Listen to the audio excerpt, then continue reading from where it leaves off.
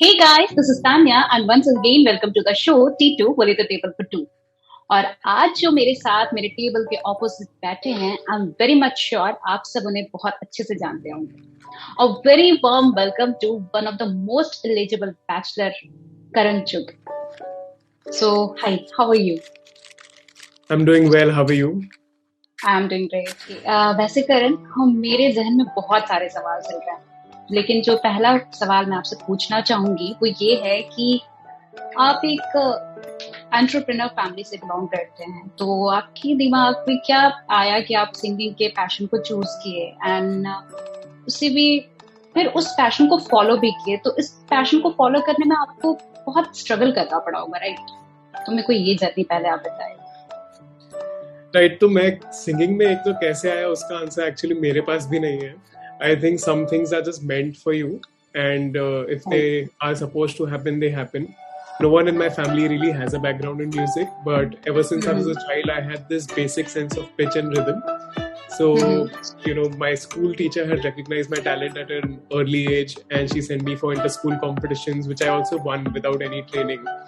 But, क्योंकि मैं एक business family से था, तो ये thought कभी था ही नहीं कि कभी singer भी बन सकते हैं वगैरह.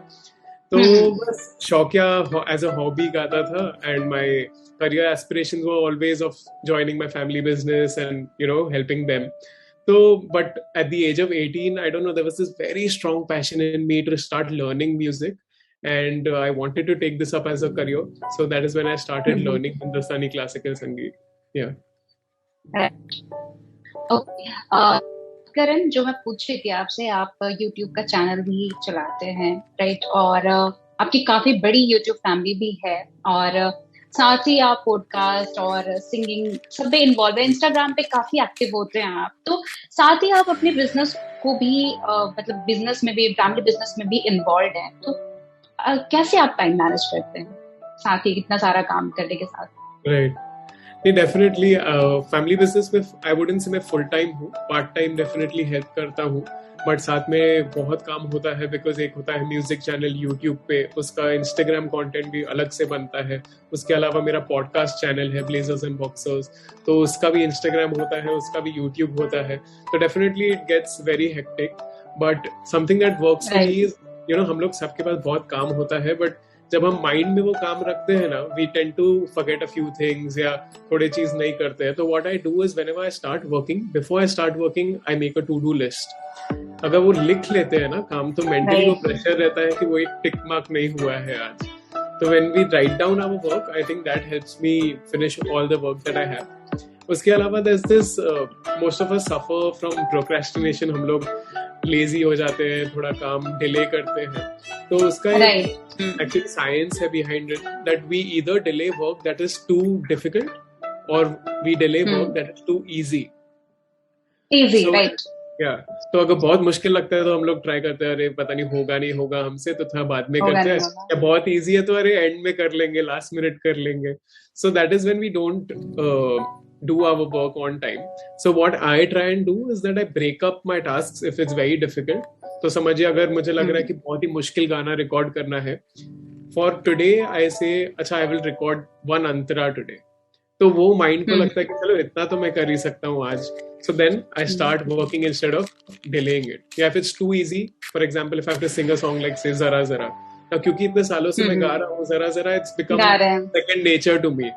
So now to motivate myself to do that task, I make it slightly more difficult.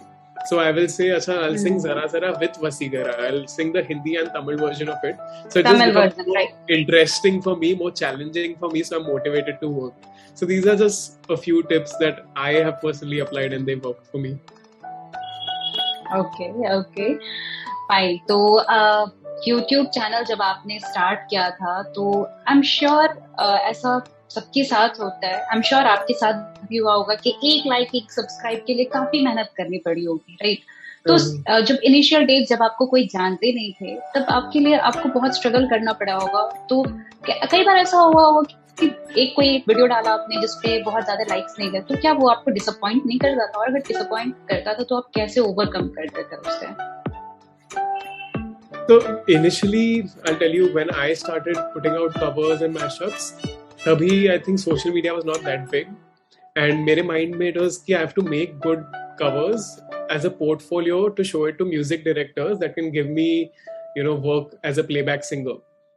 तो वो mindset I used to put out. But फिर भी आई थिंक इनिशियली तो डेफिनेटली लाइक्स नहीं आते थे, व्यूज नहीं आते थे, मुश्किल से आई थिंक 100 120 व्यूज, एंड वो भी 100 व्यूज, मतलब 100 लोगों ने देख लिया. इनिशियली तो वो भी बड़ी बात लगती थी, बट इवेंचुअली फ्यू कवर्स के बाद अरे इतनी मेहनत की, because especially with music content, what happens is कि it's a very long process to create one video. पहले आप ट्रैक बनाते हैं, गाना रिकॉर्ड करते हैं, उसमें फिर मिक्सिंग मास्टरिंग होती है, वीडियो शूट होता है, एडिट होता है, फिर जाके एक वीडियो बनता है. तो इतने मेहनत के बाद कोई व्यूज नहीं है, लाइक्स थोड़ी, कभी कोई किसी का मूड खराब हो तो आपको डिसलाइक देके चला जाएगा, तो वैसे होता है. तो definitely it was very demotivating. But what I understood was that this is the process. I would look up to other creators that have started before me, and I saw कि initial days में उनके भी likes, views कुछ नहीं आते थे. Initially I think friends, family देखते हैं, फिर धीरे धीरे आपका बढ़ता रहता है. तो this is the process. अगर आप content creation में घुस रहे हैं, be prepared that it will take 2 to 3 years for things to start working. Right. Okay, तो आप जैसे आपने बताया है, आपने बहुत सारे इंटरव्यू में बताया कि singing is something which you have got naturally, right? मतलब it is god gifted, right? तो ऐसा क्या लगता है कि हिंदुस्तानी क्लासिकल सीखने के बाद आपको और भी ज्यादा हेल्प मिला इसमें, मतलब लिसनर्स और फॉलोवर्स को बढ़ाने में? डेफिनेटली आई थिंक नेचुरली आपको एक लेवल तक ही टैलेंट मिल सकता है, इन माय ओपिनियन. उसको अगर आपको प्रोफेशन बनाना है तो आपको एक सर्टेन लेवल की सिंगिंग होनी चाहिए. आप ऐसे एज अ हॉबी नहीं गा सकते उसको. और अगर उस हॉबी सिंगिंग को अगर प्रोफेशनल सिंगिंग बनाना है तो उसके लिए हिंदुस्तानी क्लासिकल संगीत की ट्रेनिंग हो, कर्नाटक सिंगिंग की ट्रेनिंग हो, या वेस्टर्न क्लासिकल की ट्रेनिंग हो. पर ट्रेनिंग के बिना वो गैप फिल करना बहुत मुश्किल हो जाता है. तो डेफिनेटली क्योंकि हिंदुस्तानी क्लासिकल मैंने सीखा, उस वजह से अभी I can sing almost all kinds of songs. तो क्योंकि मेरा बेस इतना स्ट्रांग है, अभी मैं कोई भी गाने आसानी से गा पाता हूँ. एंड उस वजह से डेफिनेटली मैंने हर टाइप के गाने गाए हैं, एंड इस वजह से मेरे फॉलोअर्स बने हैं. तो डेफिनेटली हिंदुस्तानी क्लासिकल बहुत हेल्प तो करता ही है, एंड जिससे भी अपॉर्चुनिटी मिले उन्हें सीखना जरूर चाहिए. बिल्कुल बिल्कुल. तो आप मतलब रियाज एंड ऑल भी कंटिन्यू करते होंगे, प्रैक्टिस करते होंगे डेली बेसिस पे, राइट? बिल्कुल बिल्कुल, रोज रियाज होता है.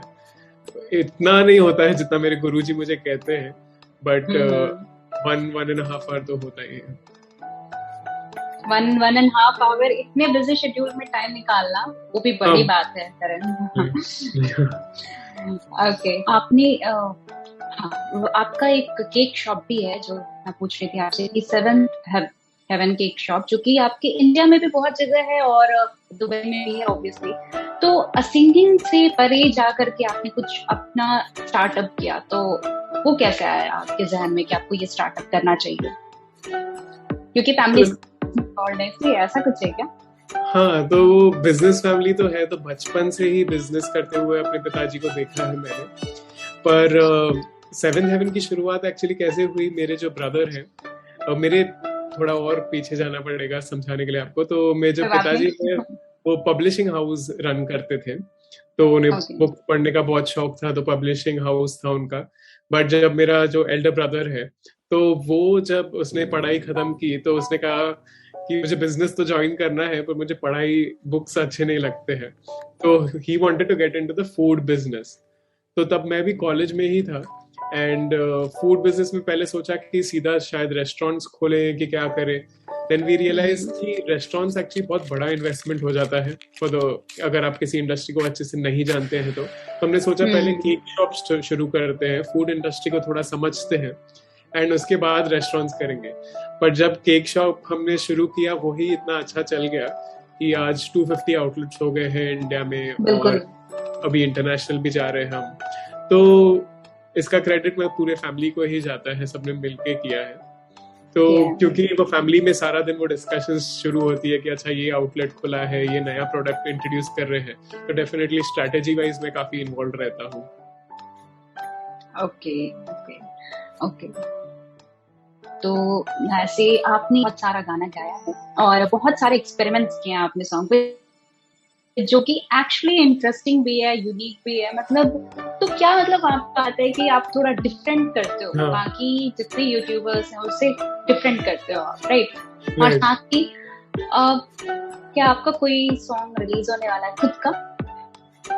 बहुत राइट एक्साइटेड पर जानने के लिए आपका। मैंने क्वेश्चन देखा है, बहुत कोई क्वेश्चन करते हैं आपका कोई सॉन्ग आने वाला है या नहीं। हाँ तो पहले तो first part of your question, कुछ डिफरेंट करना है। अभी जैसे फॉर एग्जांपल मैं एक कवर आर्टिस्ट हूँ, तो I am actually competing with the original song.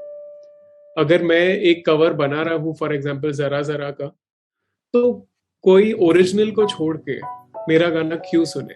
I need to give my audience a reason right. कि वो ओरिजिनल को छोड़ के आके मेरा गाना सुने। तो अगर मेरा गाना कोई सुन रहा है तो उस पे वो मेरा स्टैम्प होना चाहिए, मेरी इंडिविजुअलिटी, मेरी पर्सनालिटी उस गाने में रिफ्लेक्ट होनी चाहिए। तो that is my attempt with every song that I do. अभी हमने टिप टिप बरसा पानी लॉन्च किया, आई थिंक 1 वीक पहले हमने ये गाना रिलीज किया। तो उसमें भी सुना है मैंने मैंने। कंप्लीटली ही कोशिश थी कि एकदम ही न्यू वर्जन बना दे और डिफरेंट पूरा बनाना, इलेक्ट्रॉनिक राइट। वर्जन बना दे। तो वही है कि अगर हम सेव करते रहेंगे, कॉपी करते रहेंगे ओरिजिनल सॉन्ग को, तो you aren't incentivising the audience enough to listen to you. तो वही सोच रहती है कि अगर मैं कोई भी राइट। गाना उठा रहा हूँ, अच्छा इसको मैं खुद का कैसे बना सकता हूँ, मैं खुद का क्या टच दे सकता हूँ। तो कॉन्शियसली एफर्ट रहता है to make it stand out and to make it different. और ओरिजिनल्स की जब तक बात है, I think I started with covers and mashups to build up an audience. थोड़ा आसान हो जाता है कवर्स और मैशअप्स से फैंस बनाना, एंड अब काफी हद तक एक अच्छी ऑनलाइन फैमिली बन चुकी है।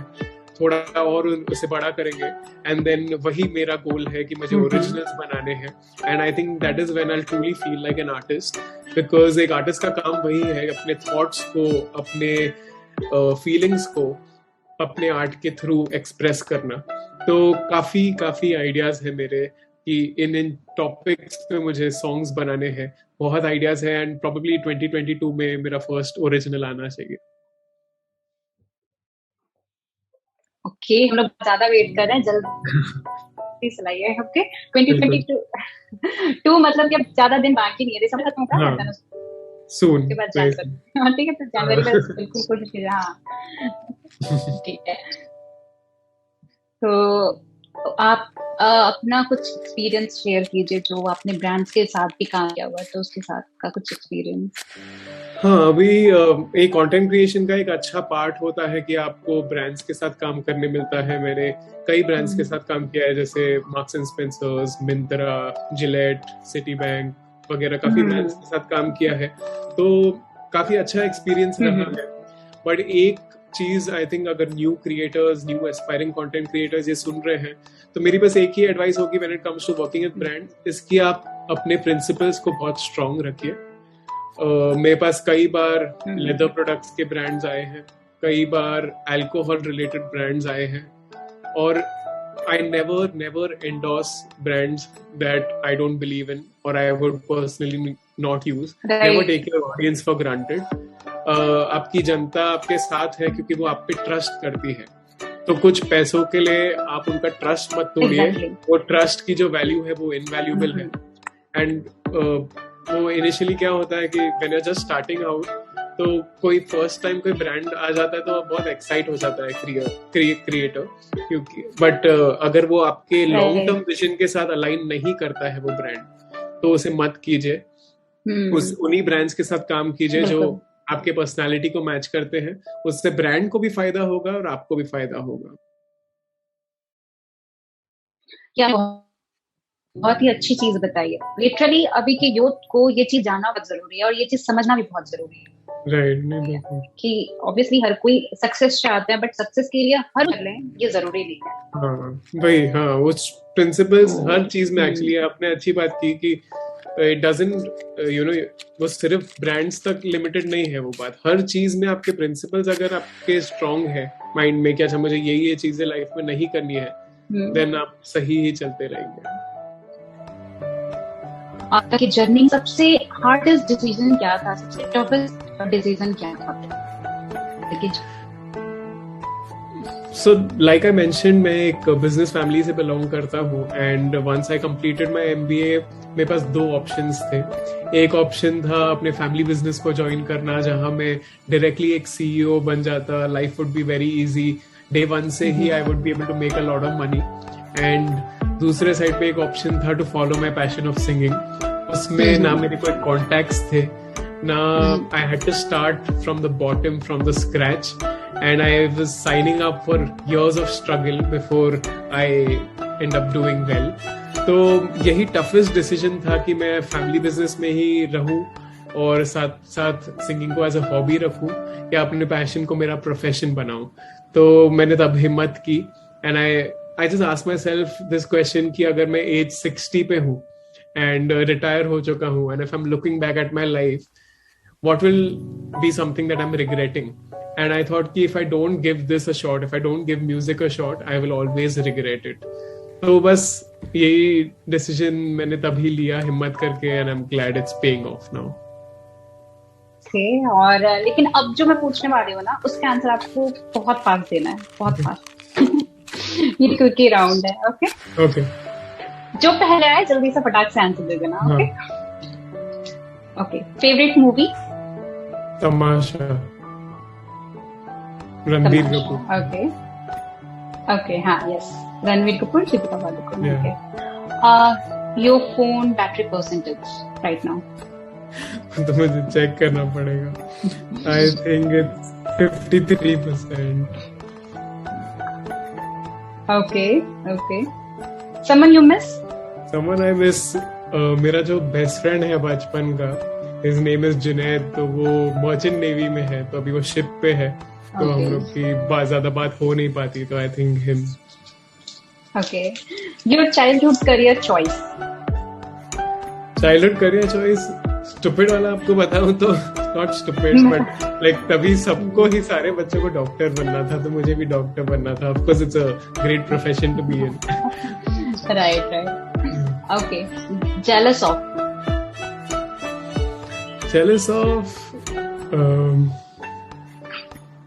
I think human है तो jealous होते हैं of sometimes other creators that are performing better than you, but at least in music मेरा हमेशा से ये मानना रहा है कि जिस तरह से मैं एक गाने को गा सकता हूँ कोई और नहीं गा सकता और मैं किसी और की तरह नहीं गा सकता. हर एक पर्सन की अपनी इंडिविजुअलिटी है एंड आर्ट में वही है, आपका सोल रिफ्लेक्ट हो रहा है आपके गाने में. तो उसमें competition doesn't make sense. Okay. ये भी है.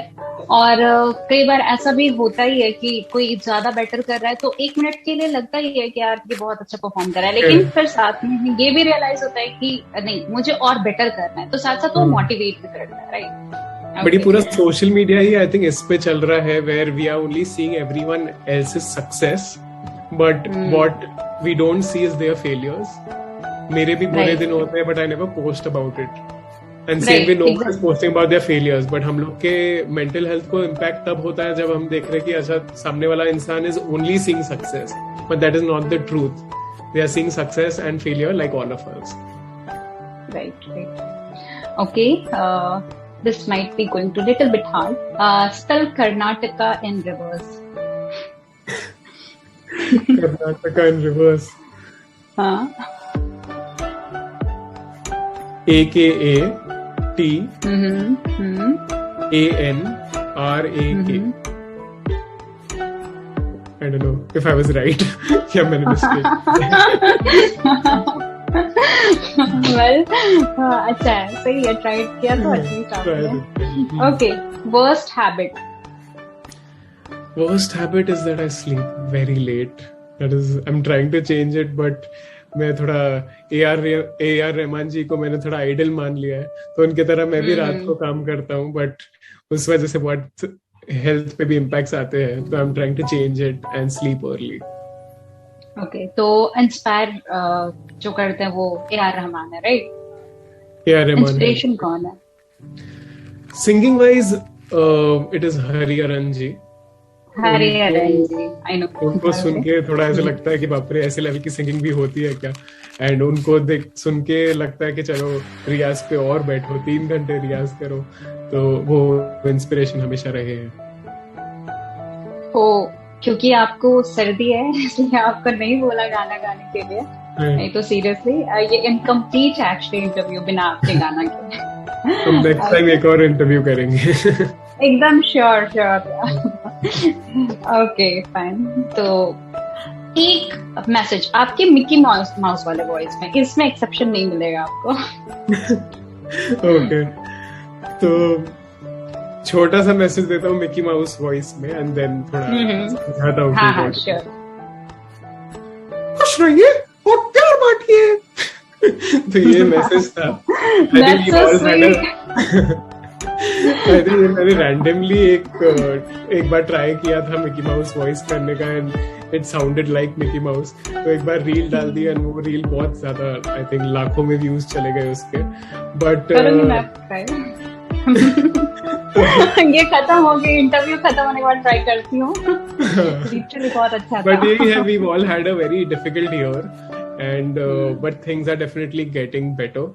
तो माय ओनली एडवाइस इज कि आप सब थोड़ा प्रेजेंट में रहिए। पास्ट तो चला गया and future we don't know, अगर हम कल हो ना हो जैसे कहते हैं। But present is all we have, present is the gift that we have. तो उसमें रहिए, उसे जिए और बस खुश रहिए, काइंड रहिए। बिल्कुल।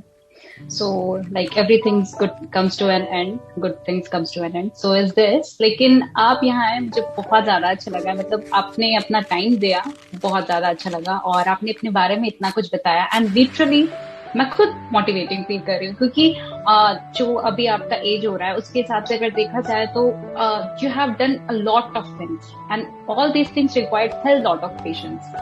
तो ऑनेस्टली ये बहुत ही ज्यादा अप्रिशिएटिंग की बात है, अप्रिशिएशन की बात है and I really you're actually inspiring many of you know.